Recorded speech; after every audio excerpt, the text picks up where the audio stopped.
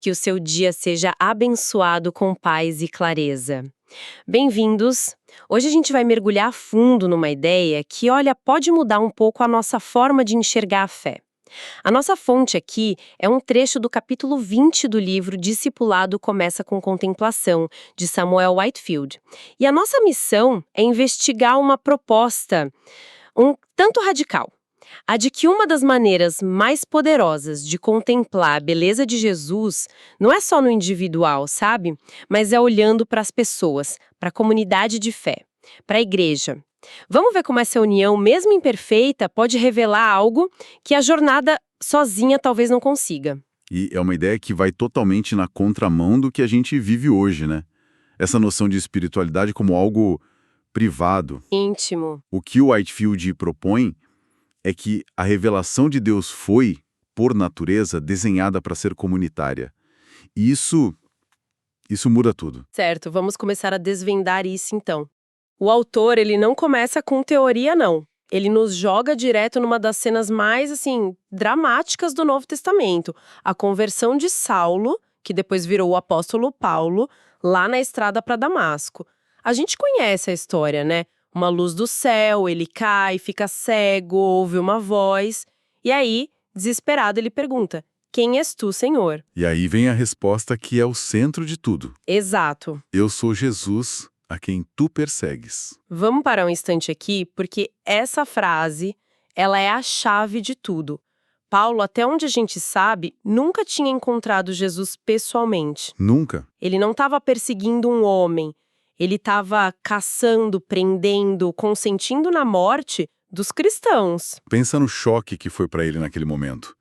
Ele achava que estava servindo a Deus, né? Com certeza. E aí ele ouve o nome de um homem que para ele era um falso Messias, um criminoso que tinha sido executado.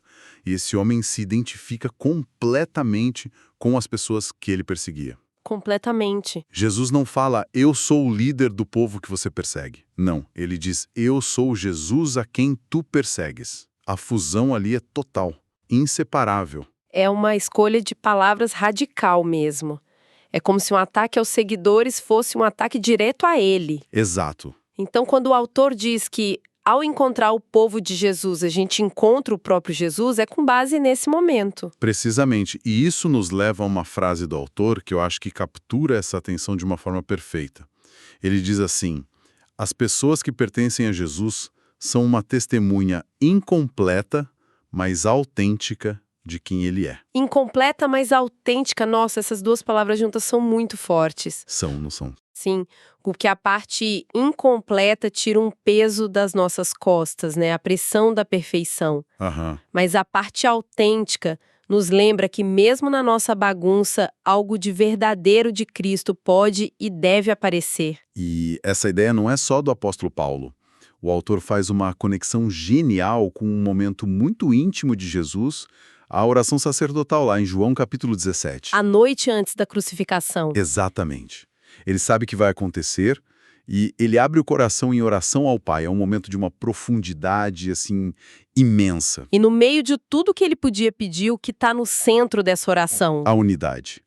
Ele ora não só pelos 12, mas por todos nós, por todos que creriam nele, pedindo para que todos sejam um. E ele explica o porquê. Que não é só para todo mundo se dar bem. Não. O propósito é claro, para que o mundo creia que tu me enviaste.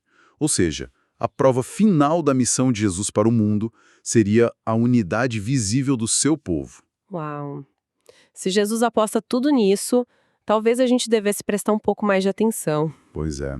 E se a unidade é o método, o autor nos dá uma imagem muito poderosa para a gente entender como isso funciona. É aquela analogia que a gente já ouviu talvez 1000 vezes, mas... A da igreja como o corpo de Cristo. Essa mesma. O texto cita Colossenses, que diz que Cristo é a cabeça do corpo, que é a igreja, e Efésios, que vai ainda mais fundo, dizendo que a igreja é o seu corpo, a plenitude daquele que preenche tudo em todos. A palavra plenitude aqui é de uma força absurda. É absurda. E a analogia da cabeça e do corpo, se a gente levar a sério, as consequências são enormes. A imagem que o autor pinta é forte. Ele diz que uma cabeça sem corpo é algo tipo... de filmes de terror. É grotesco. É verdade. A ideia, então, é que a revelação de Jesus sem o seu povo é igualmente estranha, incompleta. Deus escolheu se revelar plenamente não só em um homem, Jesus, mas em um povo unido a esse homem. Certo. A analogia é clássica. Mas vamos ser sinceros, né? Não é muito fácil olhar para nossa igreja local, com as fofocas, os problemas, as falhas que a gente conhece tão bem, Sim. e ver ali a tal plenitude de Cristo. Como o autor nos ajuda a conciliar essa imagem tão ideal com a realidade que a gente vive? Essa é a pergunta de $1 milhão, e o autor não foge dela. Ele é muito realista. Ele sabe que a gente conhece as fraquezas uns dos outros, até demais. Aham. É muito mais fácil ter uma fé limpa, individual na segurança da nossa casa, do que se comprometer com uma comunidade bagunçada. Mas o desafio do texto é mudar o nosso olhar. Mudar como? Aprender a ver através das falhas. É como procurar ouro no meio do cascalho. O cascalho é real, os defeitos são reais, mas o ouro da presença de Cristo operando ali também é. Gostei da imagem. A cabeça, Cristo. Tem a identidade, a mente. Mas é o corpo que expressa essa identidade no mundo. São as mãos de pessoas comuns que servem, os pés de pessoas comuns que levam a mensagem. As vozes de pessoas comuns que oferecem perdão. Exato. A cabeça precisa do corpo para agir, para se manifestar. Sem o corpo, a cabeça é só uma ideia. Essa distinção é muito útil. E isso leva a outro ponto que o autor desenvolve, sobre o nosso próprio crescimento, né? Ele desafia essa ideia de que o objetivo é a gente se tornar um cristão autossuficiente. Sim, ele basicamente diz que essa ideia nem é bíblica. A meta de Deus não é criar uma coleção de super-heróis espirituais. Ele está formando um povo. E ele usa outra analogia forte. Diz que Jesus não é um polígamo procurando muitas noivas individuais. Ele é a cabeça de uma única noiva. Um povo corporativo. E a prova prática disso, segundo o texto, é como os dons do Espírito são distribuídos, certo? Perfeito. Ninguém tem tudo. Um tem o dom de ensinar, outro de encorajar, outro de servir. A distribuição é de propósito, espalhada por todo o corpo. Para forçar a gente a depender uns dos outros. Exatamente. Isso significa que, por um desígnio de Deus, tem coisas que ele nunca vai falar só com uma pessoa, porque a intenção é que ela ouça através de um irmão ou irmã na fé. Isso é profundamente humilhante, né? E, ao mesmo tempo, libertador. Quer dizer que eu, intencionalmente, não tenho tudo que eu preciso. Essa é a ideia. Eu fui feito estruturalmente dependente dos outros para experimentar a plenitude de Deus. É um golpe no nosso orgulho. E o propósito disso tudo. Aí a coisa fica cósmica. É aqui que ele cita aquela passagem de Efésios capítulo 3, que diz que o propósito de Deus era que, pela igreja, a multiforme sabedoria de Deus se tornasse conhecida dos principados e potestades nas regiões celestiais. Exato. Ok, vamos ter que desempacotar essa frase. Principados e potestades. Essa linguagem pode soar meio misteriosa para muita gente. Do que o texto está falando aqui? É uma referência ao mundo espiritual invisível. Anjos, demônios, todas as ordens de seres e autoridades espirituais, boas ou más. E o que a passagem diz é algo de explodir a cabeça.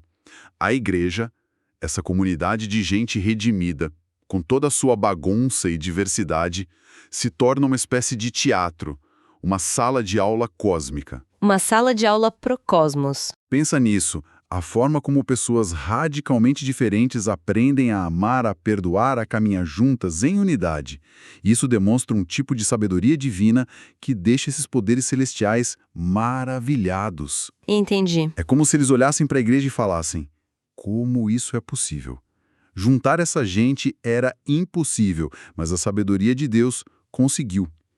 O argumento do autor é: se esses seres celestiais aprendem sobre Deus observando a igreja, quanto mais nós deveríamos estar atentos para ver Deus no meio do seu povo. Isso coloca uma responsabilidade e um propósito gigantesco em algo que a gente às vezes trata só como um encontro social de domingo. Exato. A forma como eu lido com um conflito na minha comunidade, isso tem um propósito que ecoa na eternidade. E o objetivo final é que a igreja como um todo amadureça. Não só o eu maduro, mas o nós maduro. O nós maduro. A meta é nos tornarmos juntos um homem perfeito, no sentido de completo, chegando à medida da estatura da plenitude de Cristo. É um amadurecimento coletivo. Então, recapitulando, o que a gente leva dessa nossa conversa é uma mudança de perspectiva, né? Primeiro, a descoberta de Paulo mostra que a identidade de Jesus está ligada ao seu povo. Encontrá-los é uma forma de encontrá-lo. Inseparavelmente. Depois, a imagem da cabeça e do corpo nos mostra que a revelação de Cristo no mundo é incompleta, sem a expressão da comunidade. A cabeça precisa do corpo. Isso nos desafia a procurar o ouro da presença dele mesmo no meio do cascalho das nossas imperfeições. E por fim, a ideia de que nosso crescimento é para ser coletivo, não individual, e que a nossa unidade tem um propósito cósmico, que é ensinar o universo sobre a sabedoria de Deus. É grandioso demais. e deixa um pensamento que pode nos acompanhar. Se a oração final de Jesus foi para que a nossa unidade fosse o maior argumento para convencer o mundo sobre ele, a pergunta que o texto deixa no ar é: as minhas ações, palavras e atitudes hoje, dentro da minha comunidade, estão contribuindo para tornar essa revelação de Cristo mais clara e convincente para quem olha de fora? Ou estão, talvez, tornando-a mais confusa? Uma reflexão e tanto. E um desafio para a semana toda. Na nossa próxima conversa, a gente vai continuar a explorar as ideias deste livro de Samuel E. Whitefield. Que Deus abençoe a todos.